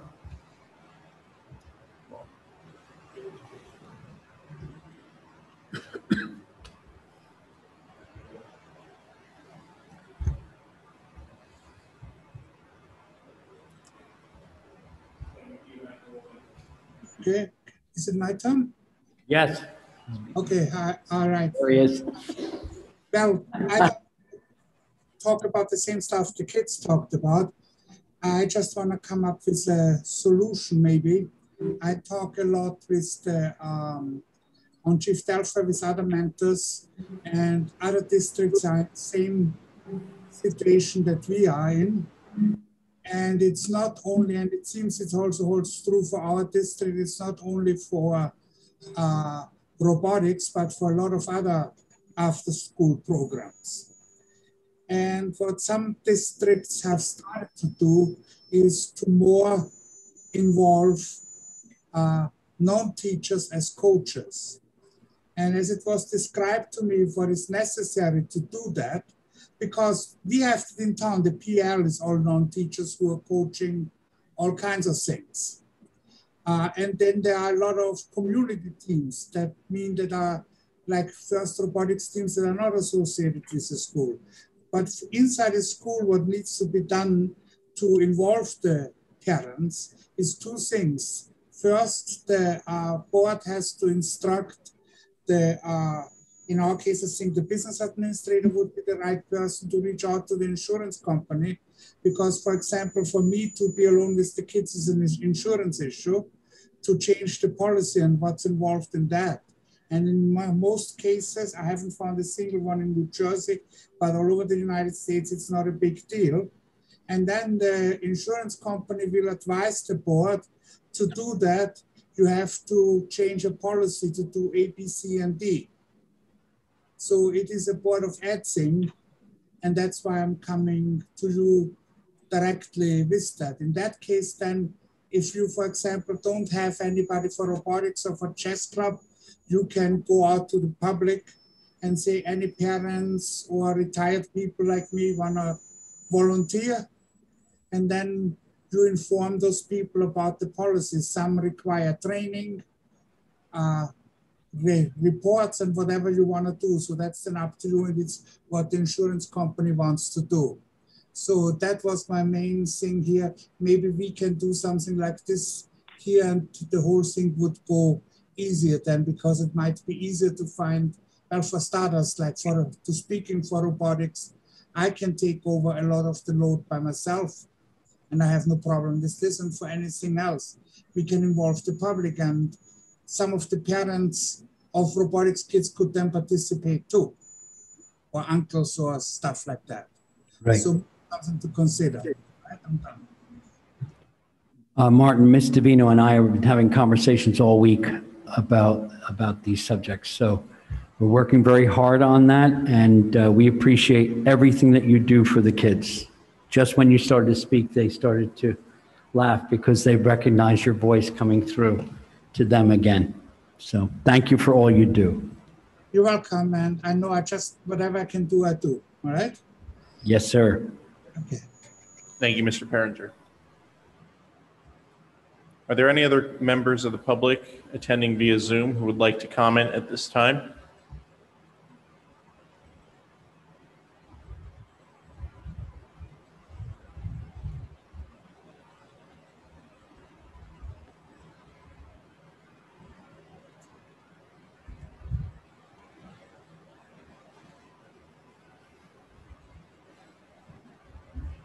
Sorry, is that better?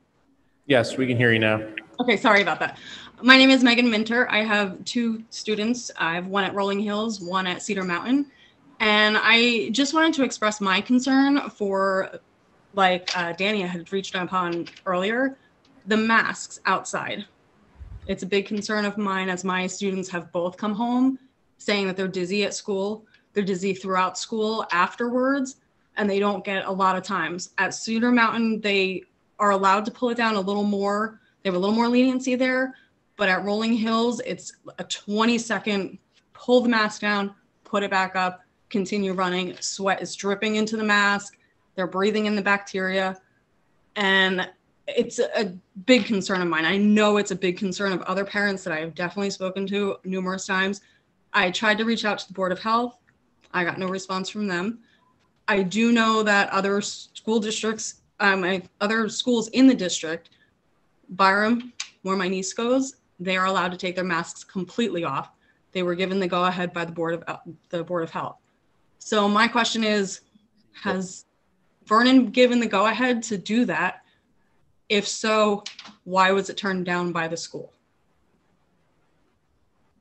Thank you very much for your comments and your questions. During open board member forum, Ms. Davino and Dr. McKay will speak to the concerns about masks. Okay, thank you.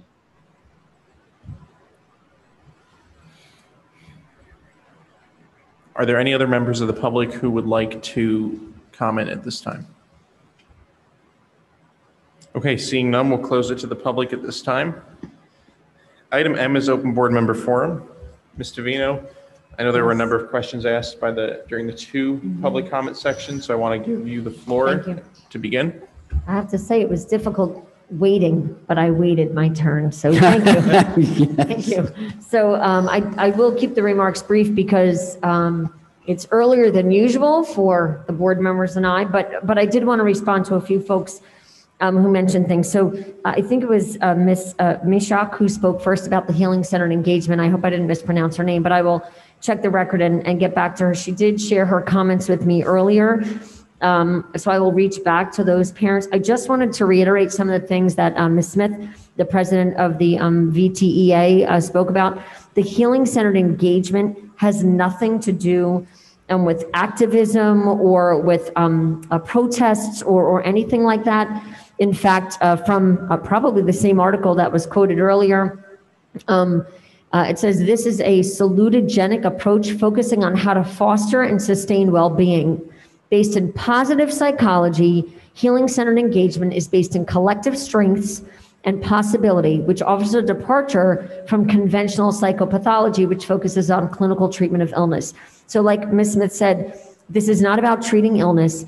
This is about creating an approach to foster and sustain well-being. I just wanted to state that for the public and for the members of the board. I'm honored that the high school has been selected to participate in this. Yes. I think that it's a really important pilot program for our children to experience. And I think it will create a shift perhaps in the way us as educators understand how children come to school. And I don't want to go into too much about it, but I did promise some of the ladies who were here tonight, I asked them to send me an email and I will try to engage them in some conversation, perhaps to give them a little more information. And if there are other families that have questions, I urge them to reach out to Dr. Anderson, who has the most knowledge of the program, as well as our coordinators up there, who I believe are Mr. Lochran and Ms. Aristizabal. And of course, I'm happy to correspond as well. That was the first item. The second item, I guess, that I wanted to respond to was robotics. I wanted to thank everybody for being here and for speaking so proactively about all of the folks that are involved. It's a tremendous program. It was one of the first programs that I saw when I got here. I think it was the first podcast. If you look back in the archives, there's one of me in the robotics room with like a Viking helmet on, because like when you walk in, you just have to be part of the environment. And I thank you for speaking on behalf of it. I just want to stress to everybody, I know Mr. Sweeney said it first, there is no intention from Dr. McKay and I to do away with, not support, or not do what we need to do to continue to have that program run. We know the tremendous impact it's had on you, and thank you for coming, and for the impact we want it to have on all of our current students and our future students. In fact, a lot of the ESSER money we've been talking about tonight, interestingly enough, and a lot of the grants that are coming through from the federal government, STEM is still an item that's on the top of the list. So for the board members, as we start to roll forward with programs, you're going to hear a lot about SEL and mental health, but you're also going to hear a lot about STEM, because it's not going away, nor should it, right? Because there are so many wonderful things that come out of it. And then on the masks, I just wanted to touch on that for a minute, Mr. Tassi, and then I think for Ms. Minter. I just wanted to clarify, and I mentioned to Dr. McKay that this was going to be an issue. I'm very worried about it. We talked about it in the office today. I have a meeting with the Department of Health tomorrow, and then Dr. McKay and I are meeting with the nurses in the district. Yep. Part of the challenge is that the executive order is, the advice in the executive order is different than what the Department of Health is saying. And therefore they're saying, here you go, school district, it's on you, just like everything's been for the last year and a half. So in any case, if we can hang in there for the next couple of days, Friday, Monday, we hope to put something out to families and of course to our faculty so that we have clearer guidance, right? We'll work with our principals to have some more consistent practices across the schools. We hear you. We did have principals advocating for the opening of water fountains this week, the ones that are the dual fountains that have the water refilling station, so the children can be hydrated. We are also very concerned about the heat and about mask breaks and the ability for kids to be outside and to have more fresh air. So we just need a little bit more clarification from the Department of Health and from our school nurses. What were you going to say, Chuck? No, it's absolutely a concern of ours. We just want to make sure that we have a uniform sense Approach. of what we're doing. Yeah, but thank you. I mean, we really appreciate you bringing it forward, but it's something that is definitely on our radar. And will be out in the next couple of days. Just to comment on the mask issue, the executive order that Murphy signed on Monday said if you're outdoors, you don't have to wear a mask, but they specifically excluded schools. The Right. exemptions were indoor school grounds, summer camps, childcare facilities, both indoor and outdoor for schools. So he actually did mention those. Right. Yeah. So. Yeah. All right, so you will follow up on that after the meeting with the Department of Health tomorrow? Yeah. Great. All right. Now, Mr. Vino, I have a question for you. if the Department of Health says you can do it, but the executive order says you're not supposed to, which one do we follow? So every executive order, most executive orders have a statement that says, no municipality, county, or any other agency or political subdivision of the state shall enact or enforce any order, rule, regulation, ordinance, or resolution which will or might in any way conflict with any of the provisions of this order. So an executive order is the law of the land, right? Right. So, and we've had some issues with the Department of Health. They've done a tremendous job in supporting us. Every item from the Department of Health has been a recommendation. We have followed the recommendation. I have followed the recommendations since COVID started a year ago because I'm not an expert. I don't know anything about COVID. I know more about the COVID and pandemic flu symptoms, viruses than I ever wanted to know. But when you go into something like this with really very little background knowledge, there are reasons you rely on other agencies like the Department of Health. So they've provided recommendations and we have followed them.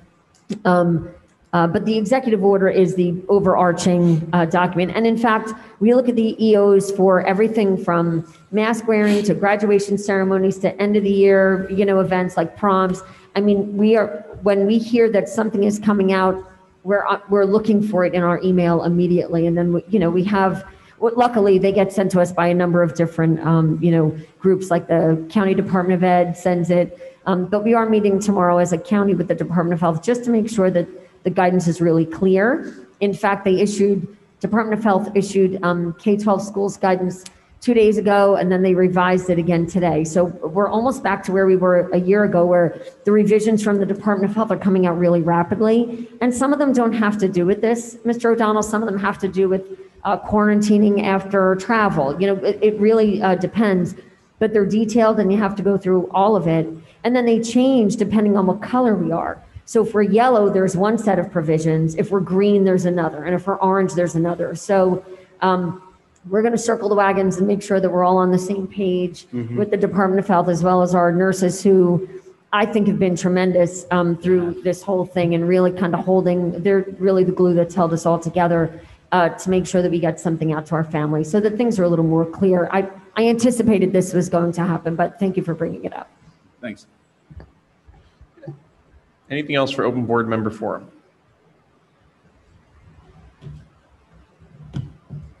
Okay. Seeing none, can we have a motion to adjourn? Motion by Mr. Sweeney, second. Second. Second by Mr. Zimmerman. All in favor? Aye. Okay, we are adjourned.